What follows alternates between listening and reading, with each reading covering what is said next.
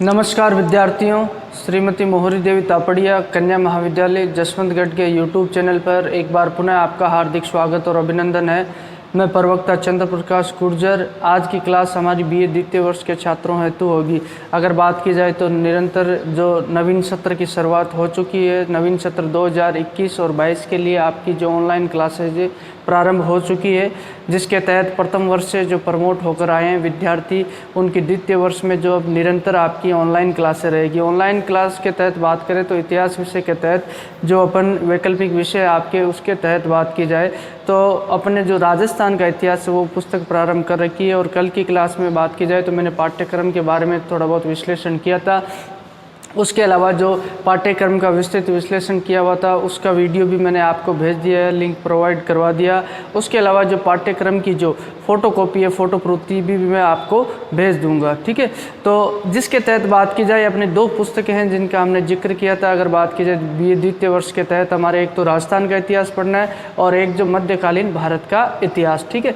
राजस्थान के इतिहास के तहत जो बात की जाए, संपूर्ण राजस्थान का प्रारंभ से लेकर जो आज़ादी तक राजस्थान का इतिहास अपने को पूरा पढ़ना है राजस्थान एकीकरण के तहत, ठीक है।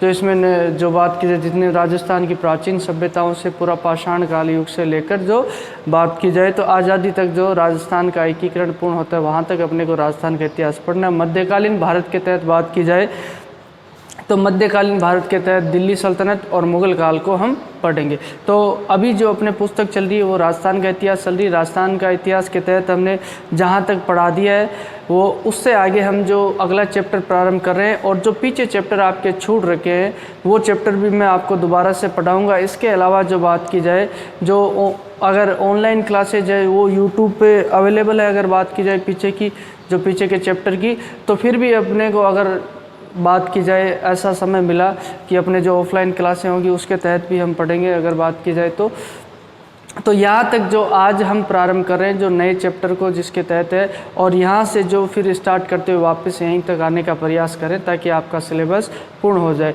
ठीक है। तो आज जो नए चैप्टर की शुरुआत कर रहे हैं वो है राजपूतों की जीवन पद्धति एवं आदर्श। इसके तहत मूलतः हम देखेंगे, बात की जाए राजस्थान की संस्कृति की झलक और राजपूत जो शासक हुए हैं उनके जो आदर्श वगैरह है, उनकी जीवन पद्धति, जीने का तौर तरीका है, संस्कृति है उनकी, उसी के बारे में अध्ययन करें। मूलतः संपूर्ण राजस्थान की संस्कृति की इसमें हम झलक देंगे, जिसके तहत राजस्थान के त्यौहार वगैरह उनको भी हम इसी के तहत पढ़ेंगे। मूलतः राजस्थान की कला संस्कृति है जो इसका अध्ययन हम इसके तहत करेंगे। तो राजपूतों की जीवन पद्धति एवं आदर्श ये आपका नवीन चैप्टर है। और राजस्थान का इतिहास जो पुस्तक है उसमें अगर बात की जाए चैप्टर नंबर 11 है, ये चैप्टर नंबर 11 है। तो इसके तहत पहले राजपूत शासकों में, जिसके तहत मेवाड़ के शासक है, आमेर के शासक है, बीकानेर के शासक है, और उन शासकों के बारे में हमने जो आमेर के शासक है उनका अध्ययन किया है। उसके अलावा राजपूत समाज की अगर बात की जाए, राजस्थान में राजपूतों का शासन रहा है और राजस्थान को अगर बात की जाए तो पहले राजपूताना के नाम से भी जाना जाता था। तो इनके द्वारा जो राजस्थान की जो बात की जाए कला संस्कृति है या हिंदू धर्म की रक्षा किस तरीके से की जाती है, हिंदू संस्कृति की रक्षा किस तरीके से की जाती है, उसका अध्ययन हम आज करेंगे। तो महाभारत में जो राजपूतों के बारे में कहा गया है उस उल्लेख का जिक्र करना यहाँ पे ज़रूरी है। महाभारत में कहा जाता है कि युद्ध में शत्रुओं को क्षति पहुँचाना ही जिसकी जीविका है और जो स्त्रियों और साधु पुरुषों पर क्षमा भाव रखता है वही क्षत्रिय राजपूत है। तो राजपूत क्षत्रिय, जो राजपूतों को क्या कहा जाता है, क्षत्रिय। जैसे वर्ण व्यवस्था के तहत हमने पढ़ा था 4 वर्ण जो हमने देखे, ब्राह्मण, क्षत्रिय, वैश्य और शूद्र। चारों के जो अलग अलग कार्य, क्षत्रियों का मुख्य कार्य क्या रहता है, सुरक्षा से संबंधित बाकी सभी लोगों की क्या करनी, रक्षा करना और युद्ध लड़ना। इनकी साधारण भाषा में बात की जाए तो यही कार्य किसका होता है, क्षत्रियों का। और राजपूत भी क्या होते हैं, क्षत्रिय जाति होते हैं। तो यही बात कही कि युद्ध में शत्रुओं को क्षति पहुँचाना, यानी शत्रुओं को पराजित जो करता है और जिसकी जीविका, मतलब युद्ध लड़ना ही जिसकी क्या है, जीविका है, और जो स्त्रियों और साधु पुरुषों पर क्षमा भाव रखता है, स्त्रियों और साधु पुरुषों पर क्षमा दया भाव रखता है और उनकी रक्षा करता है, उसे ही क्या कहा जाता है, राजपूत, क्षत्रिय कहा जाता है। क्षत्रिय, अगर क्षत्रिय की साधारण भाषा में अगर बात की जाए, क्षत्रिय किसे कहते हैं, क्षत्रिय जो हमें क्षति से बचाए, क्षति से बचाने वाला, यानी कि जो नुकसान से हमें बचाता है उसे क्या कहा जाता है? क्षत्रिय कहा जाता है। प्राचीन समय की बात की जाए तो शत्रुओं के आक्रमण से जो रक्षा करता था उसे ही क्या कहा जाता है? क्षत्रिय। वर्ण व्यवस्था के तहत क्षत्रियों का यही कार्य विभाजन हमें देखने को मिलता है, ठीक है। और जो राजपूतों की जीवन पद्धति है, आदर्श है, ये परंपराएं हैं, ये प्रेरणादायक है राजपूतों के आदर्शों की। कि इसके अध्ययन करने के पीछे हमारा उद्देश्य क्या है कि ये आने वाली भावी पीढ़ियों के लिए प्रेरणादायक है। इनको जो इनके आदर्शों को अपने को अपनाना चाहिए जीवन में। अगर बात की जाए, छोटा सा मैं एग्जांपल दूं, जैसे कि जो पद्मावती की कहानी है कि किस तरीके से पद्मावती के द्वारा अपने सतीत्व की रक्षा के लिए अपने प्राणों का बलिदान दे दिया जाता है। ये जो आने वाली भावी पीढ़ियों को, बच्चों को ये बातें जो पढ़ाई जाती है, महाराणा प्रताप के द्वारा जो अपने राष्ट्र के लिए किस तरीके से जो अपना बलिदान दे दिया जाता है, अपने राष्ट्र के लिए अपना सर्वस्व न्यौछावर कर दिया जाता है, उनके द्वारा मुगलों की अधीनता उनके द्वारा स्वीकार नहीं की जाती। ये राष्ट्र प्रेम की भावना है और ये जो अच्छे नैतिक आदर्श है, इनका विकास इन्हीं के आधार पर होता है। इसीलिए राजपूतों की जीवन पद्धति, उनके आदर्श और परंपराओं को हमें पढ़ना चाहिए और उनको अपने जीवन में उतारने का भी प्रयास करना चाहिए, जो अच्छी बातें होती है, ठीक है। जिस तरीके से हमने देखा कि मुगलों इनके द्वारा, राजपूतों के द्वारा जो हिंदू धर्म और संस्कृति की किस तरीके से रक्षा की जाती है। पहले बात की जाए, राजपूतों से पहले गुर्जर प्रतिहार शासकों के द्वारा जो सिंध से आगे मुसलमानों को 500 सालों तक नहीं बढ़ने दिया जाता है। गुर्जर प्रतिहार शासक होते, मीर भोज है और अन्य शासक होते, उनके द्वारा जो क्या किया जाता है, जो हिंदू धर्म की रक्षार्थ जो मुस्लिम शासकों को जो सिंध से आगे नहीं बढ़ने दिया जाता है और उनके द्वारा कहा जाता है कि इस्लाम का सबसे बड़ा शत्रु जो गुर्जरों को बताया जाता है उनके द्वारा, ठीक है। उसी तरह जब राजपूत शासक होते हैं तो राजपूत शासकों के द्वारा भी जो हिंदू संस्कृति और धर्म की क्या की जाती है, रक्षा की जाती है। वर्तमान समय में जो हिंदू संस्कृति है ये इन्हीं की देन है, इन्हीं की रक्षा की वजह से बच पाती है। जब बात की जाए, कई कट्टर मुस्लिम शासक हुए हैं, उनके द्वारा जो अन्य हिंदू धर्म को नुकसान पहुंचाने का प्रयास किया तो समय समय पर इन राजपूत शासकों के द्वारा उनका क्या किया जाता है, प्रतिरोध किया गया। हालांकि सारे मुस्लिम शासक ऐसे नहीं हैं जिनके द्वारा जो हिंदू संस्कृति को नुकसान पहुंचा गया है। अकबर महान की भी हम बात करते हैं तो वह धर्म सहिष्णु शासक था, जिसके द्वारा सभी धर्मों का समान रूप से जो आदर भाव किया जाता है। वैसे भी शासक हुए, लेकिन कुछ धर्मांध शासक हुए हैं तो उनसे जो अपने धर्म की रक्षा किसके द्वारा की जाती है, राजपूत शासकों के द्वारा की जाती है, ठीक है। इनका जो श्रेय वाकई में जो इनका कार्य, उल्लेखनीय कार्य जो हिंदू धर्म और संस्कृति की रक्षा में, जिस तरीके से कई हिंदू शासकों के द्वारा जो मुगल अधीनता भी स्वीकार कर ली जाती है, जैसा कि हमने देखा भारमल के द्वारा भी जो मुगल अधीनता स्वीकार कर, धीरे धीरे जो इनके द्वारा जो मेवाड़ के शासकों के द्वारा, बीकानेर के शासकों के द्वारा, जोधपुर के शासकों के द्वारा, मारवाड़ के शासकों के द्वारा अधीनता स्वीकार कर ली। लेकिन धार्मिक स्वतंत्रता के साथ इनके द्वारा कतई समझौता नहीं किया गया और जो धार्मिक नीति है, जो धर्मांध नीति का इनका समय समय पर क्या किया, प्रतिरोध किया जाता है। जिस तरीके से तुम देखोगे कि जो भारमल के द्वारा अपनी पुत्री का विवाह अकबर के साथ किया जाता है तो उसकी पुत्री वहाँ जो मुगल दरबार में जो बात की जाए तो वहाँ पे भी जो अपनी उसके द्वारा धर्म परिवर्तित नहीं किया गया और उसके द्वारा जो अपने ही जो हिंदू देवी देवताओं की पूजा की जाती है। इसके अलावा कई जो राजपूत शासक हुए हैं जिनके द्वारा हिंदू धर्म की रक्षार्थ जो अनेक उपाधियां भी धारण की गई है। हिंदुआ सूरज की उपाधि, जो हिंदुआ सूरज किसे कहा जाता है, कुंभा, महाराणा कुंभा, राणा सांगा और उसके अलावा जो महाराणा प्रताप है, राज सिंह, इनके द्वारा जो हिंदुआ सूरज की जो उपाधियां धारण की जाती है और इनके द्वारा जो हिंदू धर्म की रक्षा की जाती है। और उसके अलावा जब औरंगजेब की कट्टर नीतियाँ होती है, धार्मिक कट्टर नीति होती है, उनका विरोध भी ज़बरदस्त विरोध मिर्जा राजा जय सिंह जो आमेर के शासक होते हैं, जिनका हमने पिछली क्लास में पढ़ा था, बात की जाए तो मिर्जा राजा जय सिंह और जोधपुर के शासक कौन होते हैं, जसवंत सिंह, उनके द्वारा ज़बरदस्त विरोध किया जाता है अगर बात की जाए तो इनकी धार्मिक नीतियों का, ठीक है।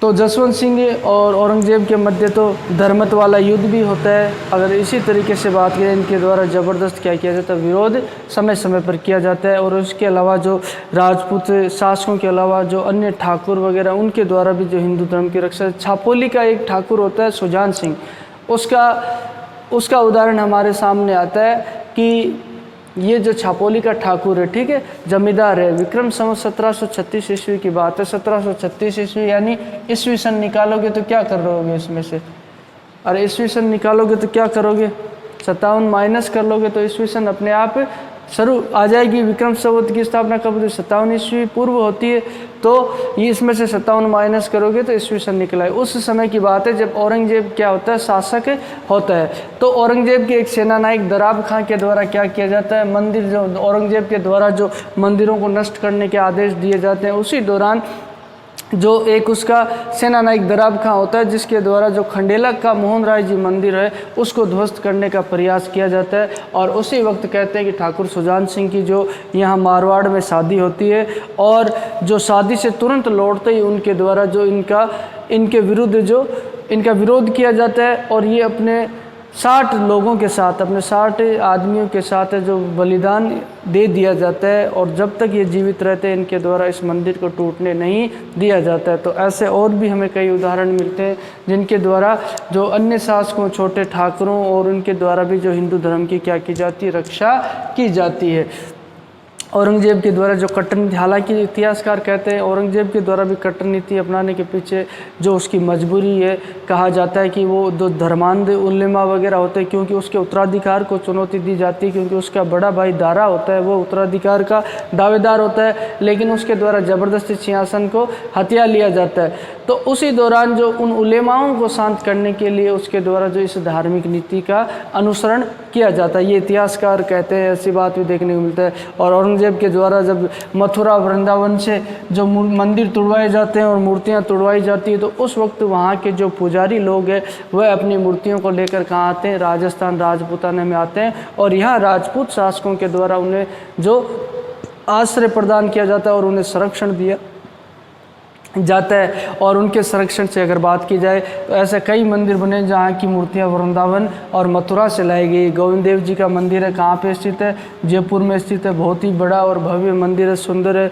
इसके अलावा श्रीनाथ जी का मंदिर जो नाथद्वारा में है, ये भी उसी समय जो लाई गई मूर्तियाँ हैं उनकी प्रतिष्ठा करते हुए जो बनाए गए देव विग्रह है जो करौली में, ऐसे मंदिर बनाए जाते। तो समय समय पर बात की जाए राजपूत शासकों के द्वारा जो हिंदू धर्म की रक्षार्थ अपने प्राणों की आहुति दे दी जाती है और अपना बलिदान दिया जाता है, और इस तरीके से जो हिंदू संस्कृति को निरंतर उनके द्वारा बनाए रखा जाता है।